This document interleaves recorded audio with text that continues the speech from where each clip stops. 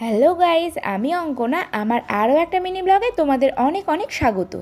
আগের মিনি ব্লগেই তোমাদেরকে বলেছিলাম তোমাদের সঙ্গে বাড়িতে কীভাবে সহজে চিকেন টিক্কা বানিয়ে নিই সেই রেসিপিটা শেয়ার করে নেব। তার জন্য এখানে আমি প্রথমে 100 গ্রাম টক দই নিয়েছি। এর মধ্যে একে একে অ্যাড করেছি 1 চামচ পাতিলেবুর রস, 1 চামচ রসুন বাটা, লবণ, কাশ্মীরি লাল লঙ্কার গুঁড়ো, শুকনো লঙ্কার গুঁড়ো, গরম মশলার গুঁড়ো, হাতে ক্রাশ করে নেওয়া কাসুরি মেথি আর সাদা তেল।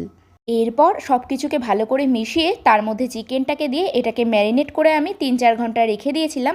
হাতে সময় কম থাকলে তোমরা অন্তত 1 ঘন্টা এটাকে রেখো। তারপর সাদা তেল দিয়ে এগুলোকে ভালোভাবে ভেজে নিয়েছিলাম। ও হ্যাঁ, চিকেনটা কিন্তু লো টু মিডিয়াম ফ্লেমে ভাজবে, নাহলে কিন্তু চিকেনটা ভেতর থেকে ভাজা হবে না, ওপরটা পুড়ে যাবে। এইগুলোকে কিন্তু তোমরা স্কিওয়ার বা কাঠির মধ্যে গেঁথেও ভাজতে পারো, তাতে কিন্তু দেখতে ভীষণ সুন্দর লাগে। স্মোকি ফ্লেভারটা আনার জন্য আমার কাছে চারকোল ছিল না, তাই আগুনেই অগত্যা এগুলোকে পুড়িয়ে নিয়েছিলাম। আজকের ভিডিওটা এই পর্যন্তই। দেখা হচ্ছে আবারও একটা নতুন রেসিপি নিয়ে। এটা কিন্তু একবার ট্রাই করো আর জানিও কেমন লাগলো।